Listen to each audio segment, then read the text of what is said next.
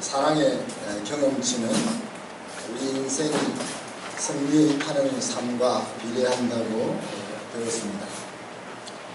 하나님을 믿는 믿음의 자리로 나아오게 하는 사랑의 경험치가 있고, 또 형제를 평안과 진실함으로 사랑할 수 있게 만들어주는 경험치가 있다 했죠.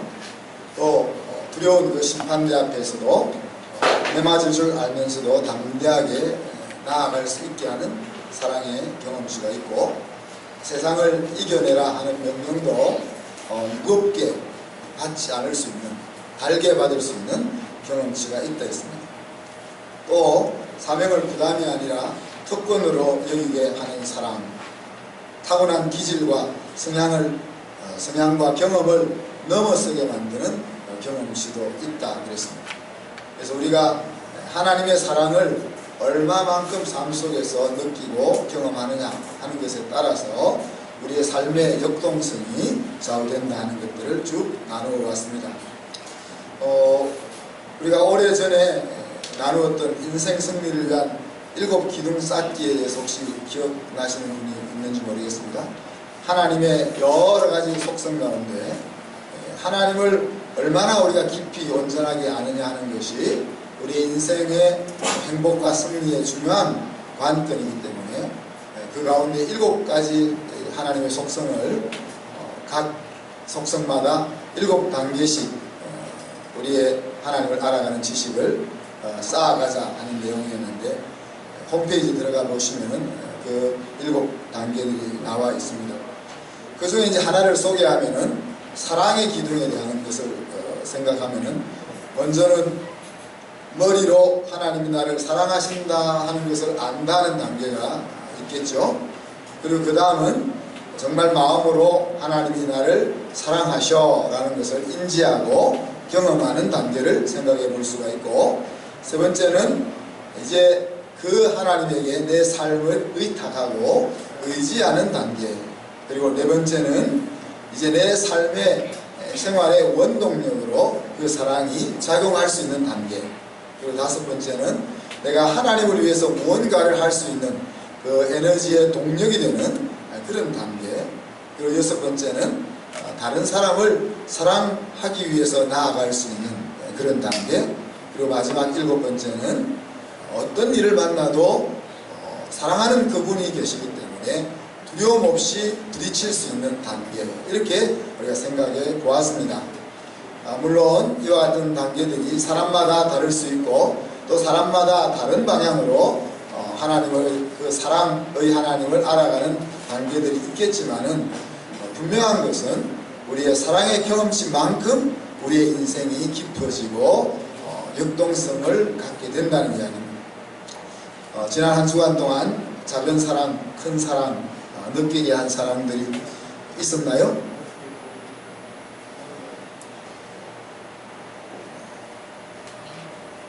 스스로 자원해서 한번, 제가 지적하는 것보다 자원해서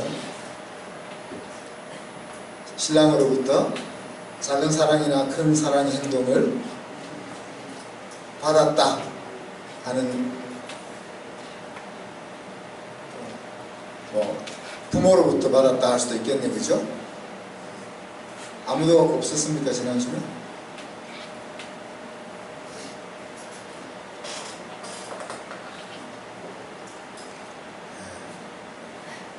인간의 연약함을, 역시 남자들도 잘 안 되는군요.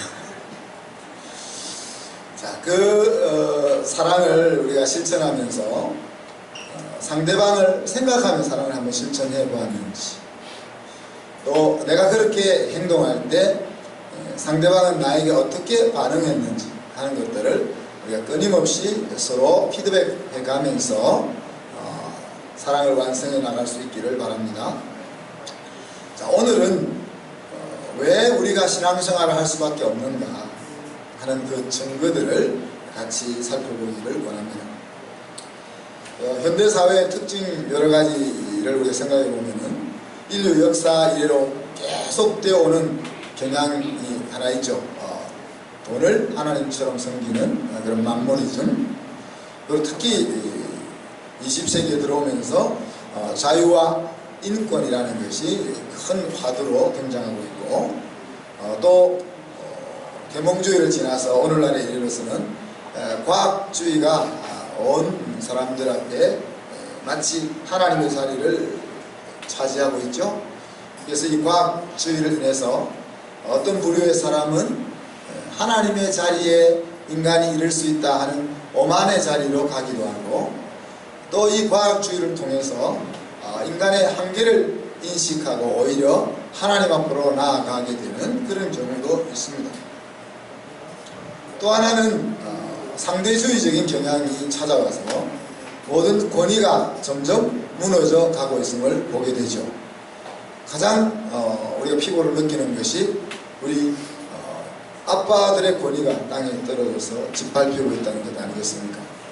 그래서 우리가 그 권위를 찾기 위해서 먼저 사랑으로 행동하자 하는 것인데, 권위주의는 사실 굉장히 좋지 않은 겁니다. 그죠?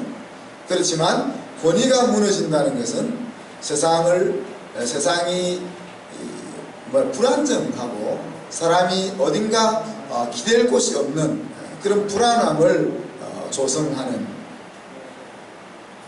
그런 역할을 하게 됩니다. 그래서 특히 이제 우리나라 사람들의 행복 지수가 점점 더 낮아지고 있고, 무언가 안전 보장을 확보하고 싶어 한다 그랬습니다.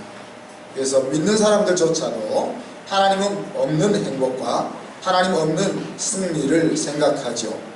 그래서 하나님이 좋으신 분이지만, 그리고 내가 하나님을 믿지만은 하나님에게 매어 달리지 않아도 안전하게 내 인생의 승리와 행복을 담보 잡고 싶은 심정이 우리에게 있다는 거예요. 근데 오늘 사도 요한이 말하는 이 증거는 우리에게 찾아오는 이런 불안함들을 몰아내고 진취적으로 살아낼 수 있게 만들어주는 역할을 합니다. 오늘 성경은 어떤 사람이 이 증거를 가진 사람이라고 말하고 있습니까? 10절에 보면은 하나님의 아들을 믿는 자가 증거를 가진 자라 그랬습니다. 하나님의 아들을 믿는 사람은 그 마음 가운데 증거를 가지고 있다는 거죠. 특별히 그 증거는 하나님이 그 아들 예수에 관해서 증거하신 그 증거를 믿는 것이다 그랬습니다. 하나님께서 천하 인간에게 구원 얻을 만한 다른 이름을 주시지 않고 유일하게 예수 그리스도를 우리에게 주셨다 하는 것을 받아들이는 믿음이라는 거죠. 믿음이라는 것은 그 주어진 증거를 내 것으로 받아들이는 것이라고 말할 수 있습니다. 하나님을 반역함으로써, 또 하나님의 지도자를 대적함으로써 독사에 물려서 이스라엘 백성들이 광야에서 죽어갈 때 하나님은 엉뚱한 처방을 내렸습니다. 빨리 의사들을 동원해서 해독제를 주시는 것이 아니라 구리뱀을 만들게 하고, 구리뱀을 높이 들게 해서 그것을 쳐다보는 사람들은 낫게 될 거다, 그런 처방을 주셨습니다. 이 말도 안 되는 처방을 듣고 받아들인 사람은 구리뱀을 쳐다봄으로써 나음을 얻었고, 그것을 말도 안 되는 소리로 치부하고 자기 길을 찾아갔던 사람은 죽고 말았습니다. 이처럼 하나님이 제시하는 삶의 해결책을 받아들이는 것이 믿음인데, 하나님을 믿지 않는 사람은 하나님께서 자기 아들에 관해서 계속해서 주시는 그 증거를 받아들이지 않는다는 이야기입니다. 증거가 하나님 위해서 계속 제시되고 있음에도 불구하고 받아들이지 않는, 그래서 망하는 인생의 길로 스스로 달려가고 있는 것입니다. 그 아들에 관한 구체적인 증거가 11절 12절에서 이것이 바로 그 증거다 이렇게 말씀하시면서, 그 내용은 하나님이 우리에게 영생을 주셨다는 사실, 그리고 지금도 그 영생은 내 인생에 유효하다는 것이 바로 그 증거의 내용이라는 겁니다. 그리고 그 생명은 하나님이 우리에게 보내주신 아들 안에 있는 그 생명이고, 그러므로 아들이 있는 자는 하나님의 생명을 가지고 있는 것이고, 아들이 없는 자는 하나님의 생명을 가지고 있지 않는 것이다 하는 것이 그 증거의 내용이라고 이야기했습니다. 그러면서 사도 요한은 요한일서에 기록한 목적과 이유를 이야기하죠. 하나님의 아들의 이름을 믿는 독자들에게 이 편지를 쓴 이유를 이야기하면서 너희가 영생이 너희에게 있음을 알게 하기 위해서 이 편지를 썼다 이야기합니다. 하나님께서 너희에게 예수 그리스도를 통해서 생명이 주어지고 영생이 있다는 것을 알려주셨지만은 그것을 아느냐 알지 않느냐 하는 것은 너에게 달려있다고 말씀하십니다.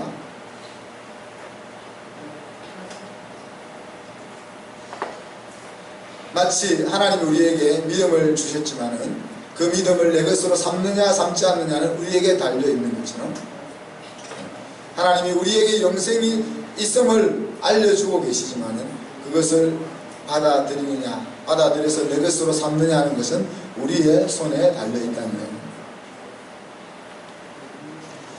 사도 요한이 왜 이렇게 영생이 우리 속에 있다는 것을 아는 것을 이렇게 중요하게 이야기하고 있을까?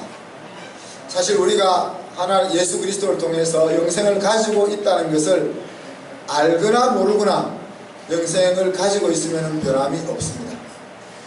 우리가 영원한 생명을 가지고 있다면 우리가 그것을 모르고 있어도 그 생명을 가지고 있는 것이고 알고 있어도 생명을 가지고 있는 것이라는 이야기죠. 그렇다면 왜 영생이 있다는 사실을 안다는 것이 그렇게 중요해서 이 요한일서를 기록하고 있을까 하는 것을 우리가 생각해 볼 수 있는 거죠. 내가 영생을 소유하고 있는 존재라 하는 것을 인식하고 받아들인다면 거기에 맞는 삶의 행동들이 나오기 때문에 그렇습니다. 다른 성도는 증거라는 것은 어떤 것을 말합니까? 사건의 전말을 밝힐 수 있는 실마리 내지는 단서를 가리켜서 우리는 증거라고 부릅니다. 우리의 인생을 새롭게 회복시키고 인생의 본질적인 그 목적지에 도달하게 해주는 그런 관건이 되는 것이 오늘 말하고 있는 증거라고 볼 수 있겠죠. 성경에 보면은 여러 가지 증거들을 우리에게 소개하고 있습니다. 가장 먼저 등장하는 증거가 무지개입니다. 그죠? 내가 내 무지개를 구름 속에 두었나니 이것이 나와 세상 사이의 언약의 증거니라 그랬습니다. 홍수로 온 세상이 망하는 것을 눈으로 본 노아와 그 가족들의 마음은 어떠했을 것 같습니다. 노아의 8가족만 살고 온 인류가 물로 멸망을 당했습니다.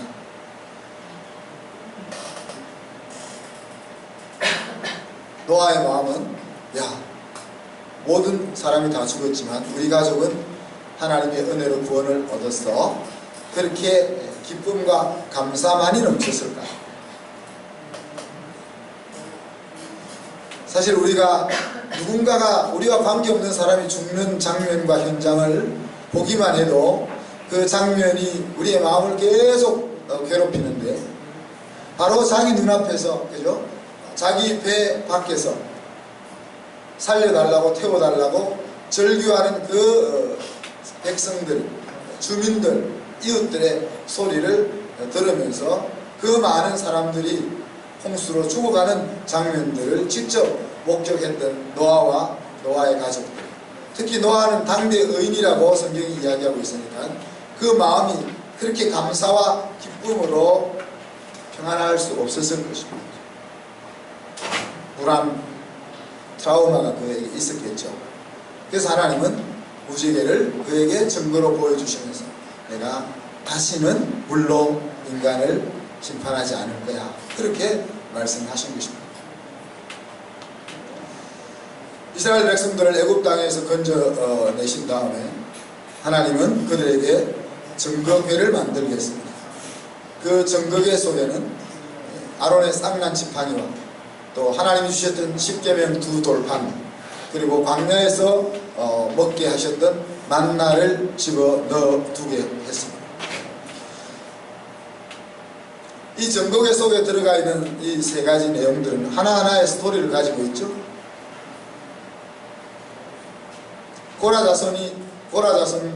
고라자손과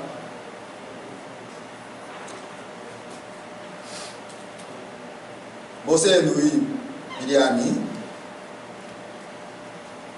아론의 제사장직에 대해서 도전하잖아요. 그래서 너만 제사장이냐? 그럴 때 하나님이 그 지도자들을 불러놓고 다 마른 지팡이들 하나씩 가져오라 했습니다. 그런데 그 마른 지팡이 중에 한 지팡이, 누구의? 아론의 지팡이만 싹이 나게 했습니다. 그래서 똑같은 사람 같지만은 아론이 너희들과 다른 하나님의 직책을 맡은 자인 것을 보여주고 있습니다.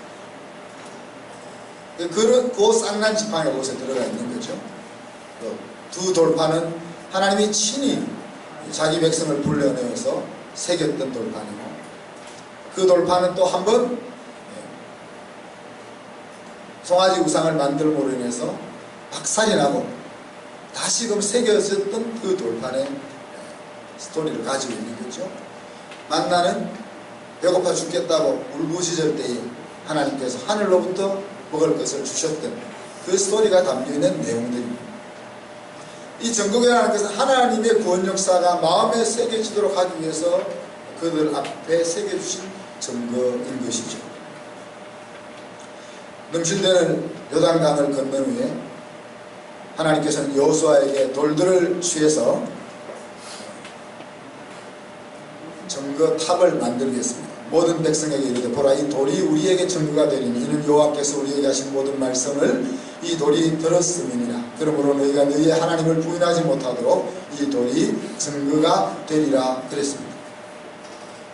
홍해를 건널 때는 하나님이 모세의 지팡이를 통해서 홍해물을 가르시고 홍해가 육지같이 되었을 때 그들이 그 땅을 밟고 홍해를 건너갔습니다. 그러나 요단강을 건너갈 때는 넘실거리는 그 물길을 향하여 그냥 제사장과 백성들이 발을 디뎌야 했습니다. 그래서 이 사건을 통해서 불가능한 사건을 만났을 때 너희들이 어떻게 하나님을 인정하며 행동해야 될 것인지 하는 것들을 계속 가슴속에 새기게 하기 위해서 돌탑을 세워서 증거로 삼았다는 것입니다. 하나만 더 말씀을 나누면은 시편 119편 125절 보면 다윗이 이렇게 이야기합니다. 나는 주의 종이오니 나를 깨닫게 하사 주의 증거들을 알게 하소서. 시편 119편은 하나님이 주신 말씀들을 주의 증거라고 이야기하면서 다윗이 고백했던 내용들입니다. 이 증거는 바로 오늘날로 표현하면 내 말씀이라고 할 수 있겠죠. 내 심령 속에 들려지는 하나님의 말씀이라고 볼 수 있겠습니다. 기록된 성경 말씀이 성령을 통해서 내 심령에 울려져서 마치 하나님이 지금 내 앞에 와서 내 가슴에 말해주는 것과 같이 들려지는 그 말씀이 바로 오늘날 우리가 가져야 될, 붙잡아야 될 증거라고 말할 수 있겠죠. 사도 바울은 갈라디아서에서 이렇게 이야기합니다. 나는 예수의 흔적을 가졌다. 내 몸 자체가 예수의 증거다 하는 이야기. 그러나 내게는 우리 주 예수 그리스도의 십자가 외에 결코 자랑할 것이 없으니 그리스도로 말미암아 세상이 나를 대하여 십자가에 못 박히고 내가 또한 세상을 대하여 그러하니라. 할례나 무할례가 아무것도 아니로되 오직 새로 지으심을 받는 것만이 중요하니라. 무릇 이 규례를 행하는 자에게와 이 하나님의 이스라엘에게 평강과 긍휼이 있을지어다. 이후로는 누구든지 나를 괴롭게 하지 말라. 내가 내 몸에 예수의 흔적을 지니고 있노라. 규칙을 지키는 것을 통해서 하나님 함께 도달해 보려고 시도하는 사람들을 향해서 하나님이 주신 그 자기가 가지고 있는 그 능력, 그것을 자랑하려고 하는 사람들을 향해서 나는 예수 그리스도를 통해서 증거를 받은 자로서 이제 나에게는 너희들이 이야기하고 있는 그 규칙과 너희들이 이야기하고 있는 그 세상적인 능력 아무 의미가 없고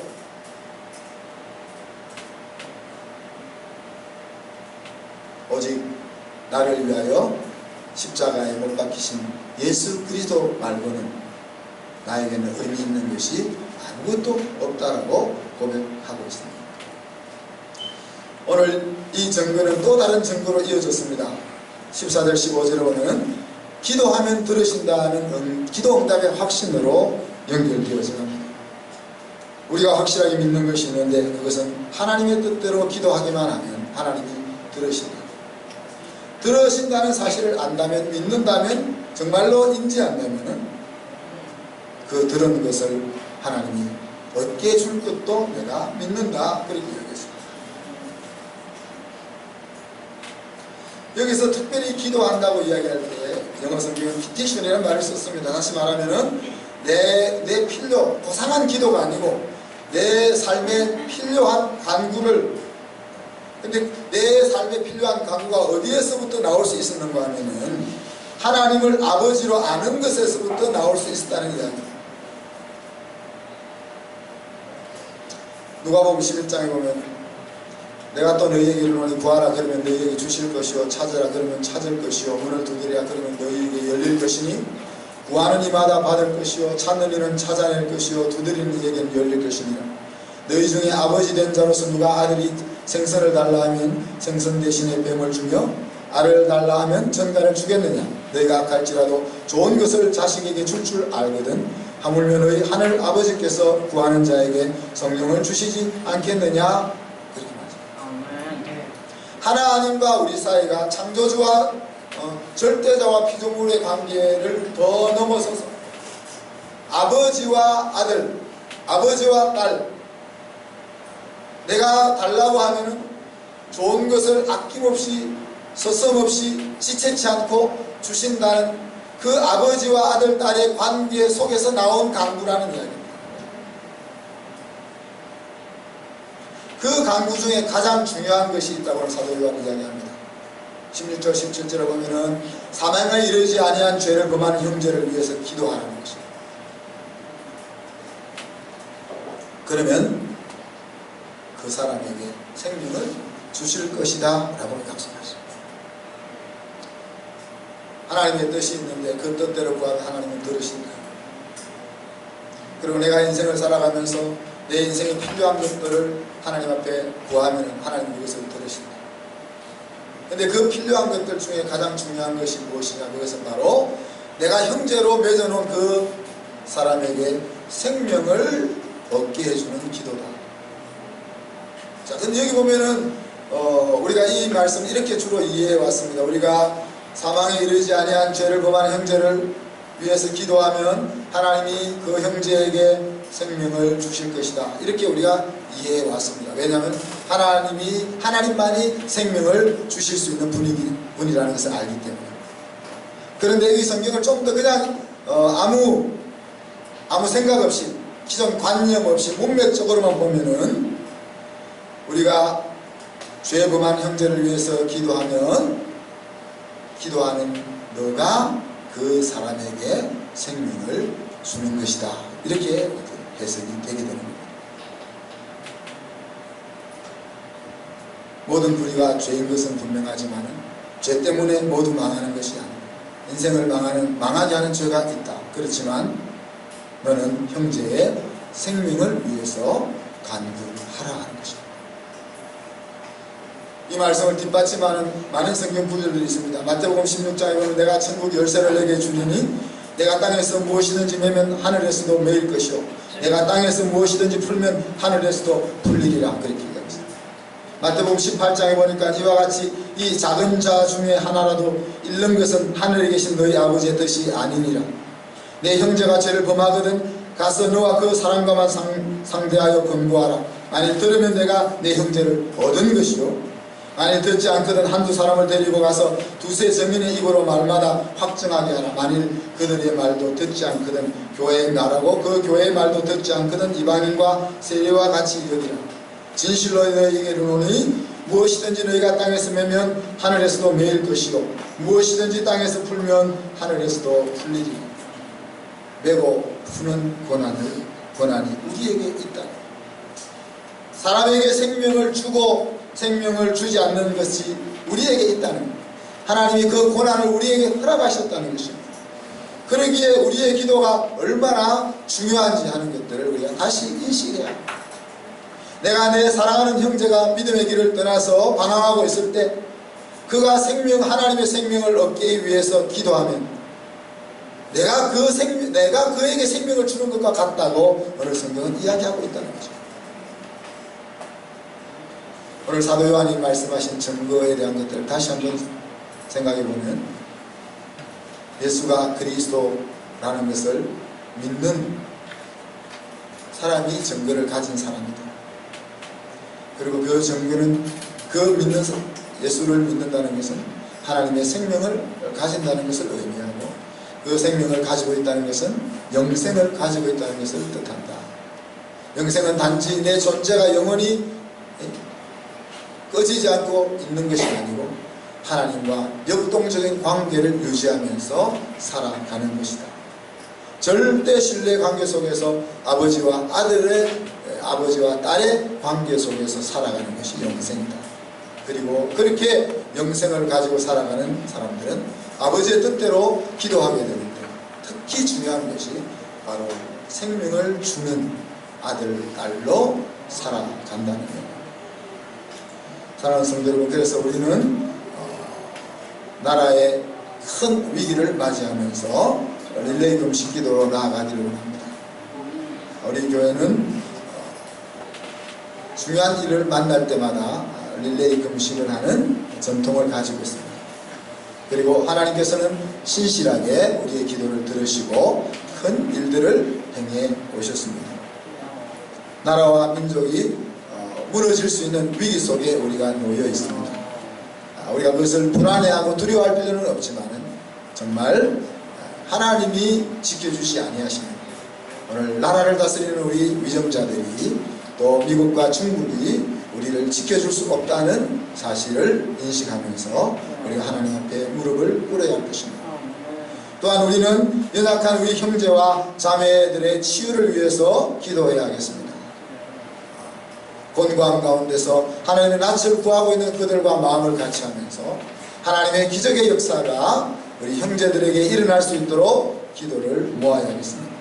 더 나아가서 오늘 사도 요한이 우리에게 권고한 것처럼 형제에게 생명을 주기 위한 기도가 일어나야 하겠습니다. 그리고 단지 생명을 얻는 것으로 끝나는 것이 아니라 그 생명이 더 풍성해지게 하기 위해서 우리가 기도해야 하겠습니다. 생명이 더 풍성해지기 위해서 기도하는 것은 바로 우리 자신을 위한 기도이기도 합니다.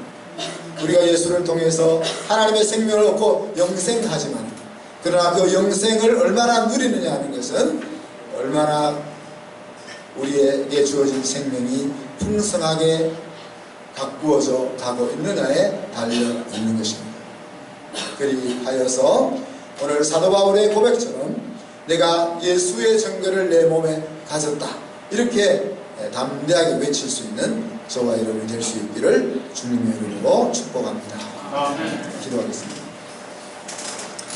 하나님 아버지, 불확실한 세상 가운데서 우리가 얼마나 염려하고 노심초사하고 근심과 걱정 속에 살아가는지 모릅니다. 그러나 하나님께서 우리의 심령이 흔들리지 않을 수 있는 확실한 증거를 우리에게 주셨음을 감사합니다.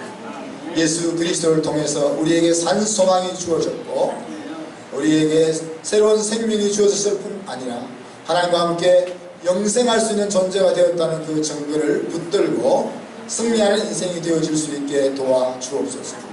하나님 나라의 위기 앞에서 또한 우리 지체들의 곤고함과 고통 앞에서 또한 믿음의 길로 나아오지 못하는 형제들 앞에서 또한 믿음의 자리에 나왔지만 하나님이 계획하신 풍성한 자리에 나아가지 못하는 우리 자신들을 위해서 우리가 마음을 모으고 뜻을 모으고 기도하기를 원합니다.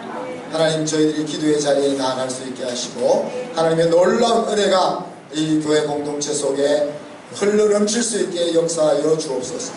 감사드리며 예수 그리스도 이름으로 기도하옵나이다. 아멘. 내게 하여 주사 주님의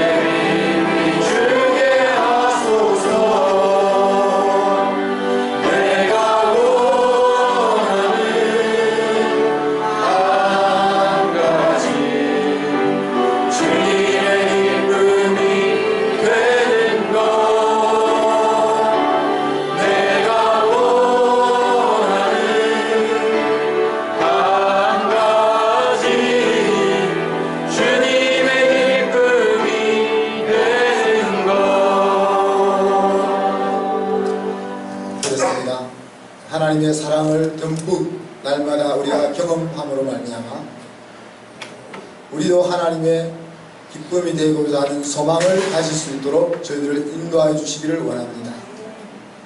저희의 심령이 날마다 하나님의 은혜와 사랑으로 충만해서 이 험악한 세상을 담대하게 헤쳐나갈 수 있는 저희들이 되게 하여 주옵소서. 하나님 앞에 나오며 우리의 사랑을 예물로 드립니다. 이 예물을 기쁘게 받아주시고 이 예물이 쓰여지는 곳마다 잠자는 영혼이 깨어나고 상처 입은 영혼이 회복되며 시들은 영혼이 소성케 되는 은혜가 있게 하여 주옵소서. 우리 성도들 세상에 나가 수고할 때마다 수고한 대로 그들은 복을 주시고 많은 사람에게 구워주고 나누어줄 수 있는 축복의 통로로 살게 하시며 물질이 부족해서 어려움 당치 않도록 하나님께서 특별하게 공급하여 주시옵소서. 이제도 우리 주 예수 그리스도의 은혜와 우리 아버지 하나님의 그 크신 사랑과 성령 하나님의 역사하심, 하나님의 정글을 마음속에 품고 담대하게 살아가기를 소원하는 모든 형제들 위해 이제로 영원까지 함께 있을지어다. 아멘.